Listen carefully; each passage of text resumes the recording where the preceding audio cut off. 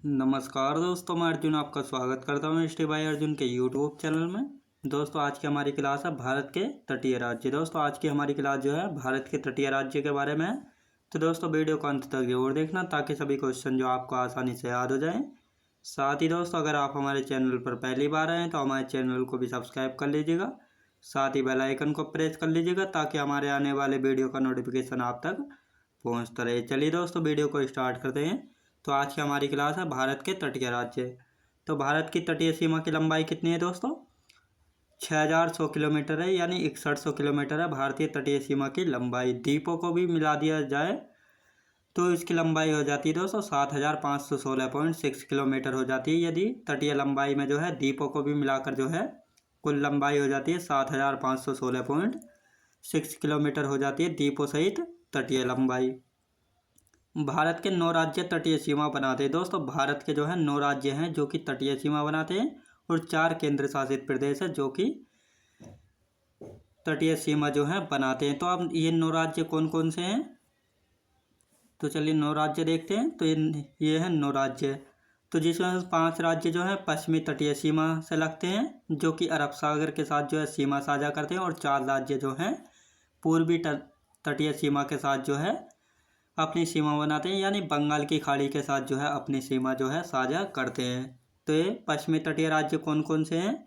पहला हो गया गुजरात, महाराष्ट्र, गोवा, कर्नाटक और केरल। दोस्तों ये 5 राज्य ऐसे हैं जो कि पश्चिमी तटीय सीमा बनाते हैं, यानी अरब सागर के साथ जो अपनी तटीय सीमा जो है बनाते हैं। अब 4 पूर्वी तटीय सीमा वाले राज्य देखते हैं। तो पहला है तमिलनाडु, आंध्र प्रदेश, उड़ीसा और पश्चिम बंगाल। दोस्तों ये 4 राज्य ऐसे हैं जो कि पूर्वी तटीय सीमा बनाते हैं, यानी बंगाल के साथ जो है अपनी बंगाल की खाड़ी के साथ जो है अपनी तटीय सीमा जो है बनाते हैं। तो कुल मिलाकर 9 राज्य ऐसे हैं जो कि तटीय सीमा बनाते हैं। 5 पश्चिमी तटीय सीमा बनाते हैं और 4 जो है 4 राज्य जो हैं पूर्वी तटीय सीमा बनाते हैं बंगाल की खाड़ी के साथ। 5 पश्चिमी तटीय सीमा बनाते हैं अरब सागर की सीमा के साथ, याद रखेंगे।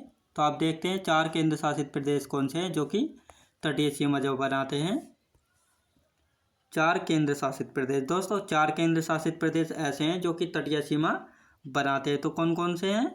पहला हो गया अंडमान निकोबार द्वीप समूह जो कि बंगाल की खाड़ी के साथ जो है अपनी अंतर्राष्ट्रीय सीमा जो है दोस्तों तटीय सीमा जो है बनाता है।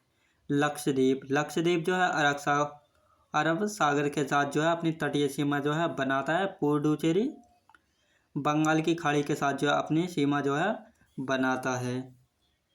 दादर नगर हवेली और दमन द्वीप, दादर नगर हवेली और दमन द्वीप, याद रखेंगे। सर्वाधिक लंबी तटीय सीमा वाले राज्य। दोस्तों सर्वाधिक लंबी तटीय सीमा वाले राज्य कौन कौन से हैं?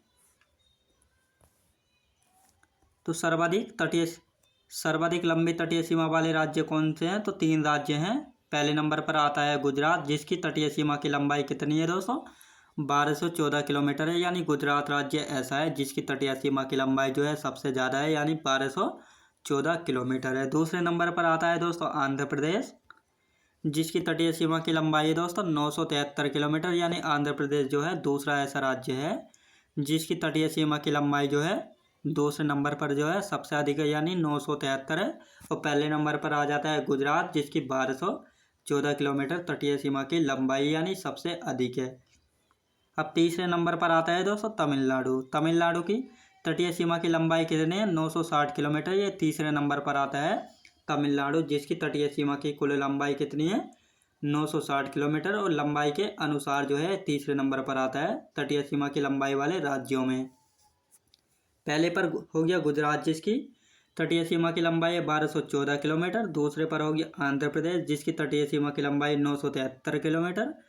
तीसरे नंबर पर आता है तमिलनाडु, जिसकी तटीय सीमा की कुल लंबाई कितनी है दोस्तों? 960 किलोमीटर है। तो ये 3 राज्य ऐसे हैं जिनकी सर्वाधिक लंबी तटीय सीमा वाले राज्य हैं।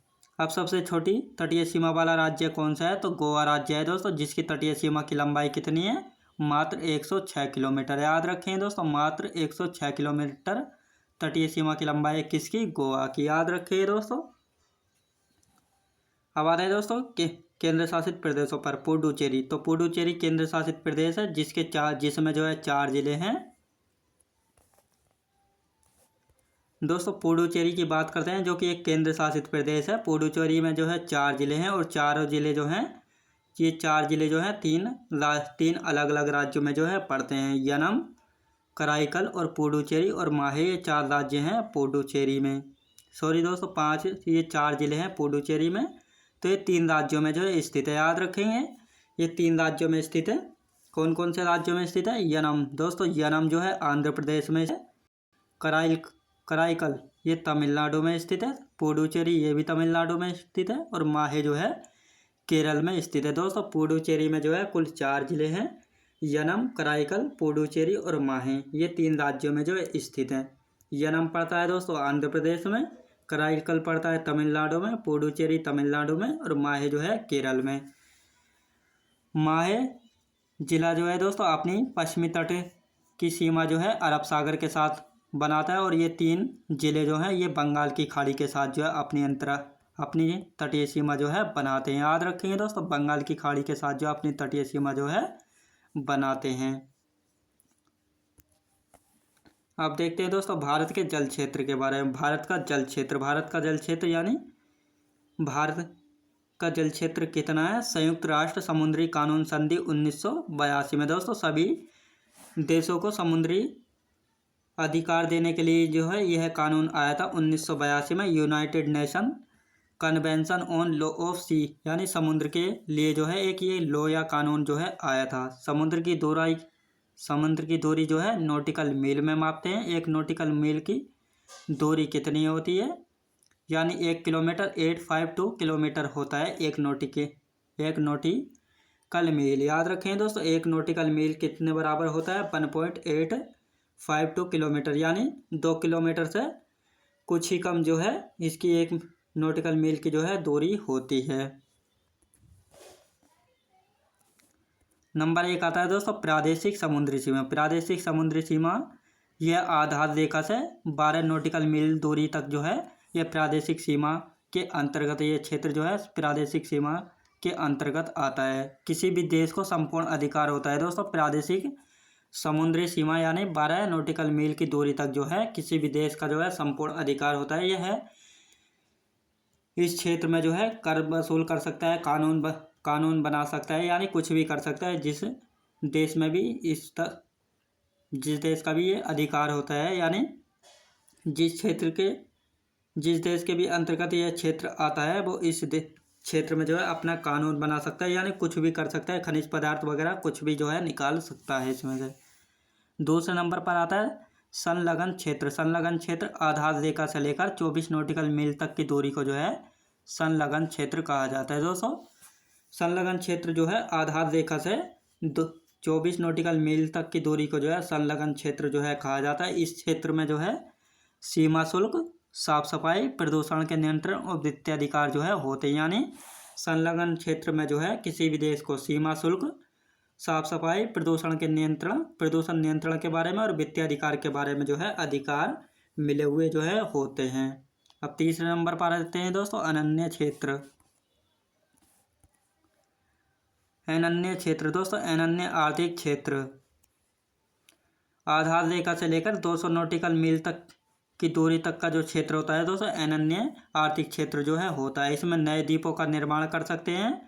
प्राकृतिक संसाधन या खनिज पदार्थ जो है इस क्षेत्र से जो है निकाल सकते हैं। वैज्ञानिक अनुसंधान अधिकार यानी वैज्ञानिक अनुसंधान क्षेत्र जो है इसमें बना सकते हैं या इसमें जो है बना सकते हैं। यानी अनन्य आर्थिक क्षेत्र में जो है आधार रेखा से 200 नॉटिकल मील तक की दूरी को जो है अनन्य क्षेत्र कहा जाता है। इस क्षेत्र में जो है नए द्वीपों का जो है निर्माण कर सकते हैं। प्राकृतिक संसाधन या खनिज पदार्थ जो है यहाँ से निकाल सकते हैं। वैज्ञानिक अनुसंधान अधिकार, इसमें वैज्ञानिक अनुसंधान केंद्र जो है स्थापित कर सकते हैं।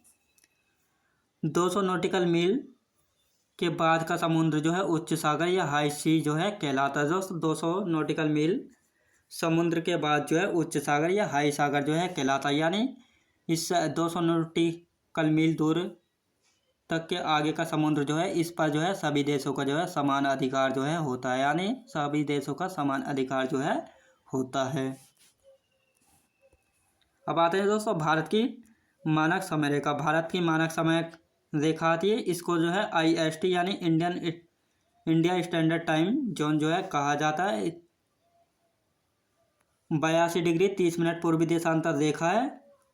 ग्रीनविच से भारत का मानक समय दोस्तों, ग्रीनविच से जो है भारत का मानक समय 5 घंटा 30 मिनट आगे रहता है दोस्तों। ग्रीनविच से जो है भारत का मानक समय जो है 5 घंटा 30 मिनट जो है आगे रहता है। ये नैनी से होकर गुजरती है। नैनी यानी मिर्ज़ापुर में पड़ता है नैनी। ये 5 राज्यों से होकर गुजरती है दोस्तों। भारतीय मानक समय रेखा जो है 5 राज्यों से होकर गुजरती है। 5 राज्य कौन कौन से हैं? उत्तर प्रदेश, मध्य प्रदेश, छत्तीसगढ़, उड़ीसा और आंध्र प्रदेश। भारत की मानक समय रेखा जो है दोस्तों 82 डिग्री 30 मिनट पूर्वी देशांतर रेखा है। ग्रीनविच से भारतीय मानक समय रेखा का जो है 5 घंटा 30 मिनट आगे समय चलता है। यह नैनी से होकर जो है गुजरती है और 5 राज्यों से होकर गुजरती है। ये 5 राज्य कौन कौन से हैं? उत्तर प्रदेश, छत्तीसगढ़, उड़ीसा और आंध्र प्रदेश। इन 5 राज्यों से होकर जो है भारत की मानक समय रेखा जो है गुजरती है। दोस्तों मैं उम्मीद करता हूँ आपको वीडियो क्वालिटी, कंटेंट वगैरह सभी कुछ आपको पसंद आया होगा। पसंद आया तो लाइक शेयर और सब्सक्राइब करना बिल्कुल भी ना भूलें। साथ ही दोस्तों अगर आप हमारे चैनल पर पहली बार आए तो हमारे चैनल को भी सब्सक्राइब कर लीजिएगा। साथ ही बेल आइकन को प्रेस कर लीजिएगा ताकि हमारे आने वाले वीडियो का नोटिफिकेशन जो है आप तक पहुँचता रहे। चलिए दोस्तों मिलते हैं नेक्स्ट वीडियोज़ में।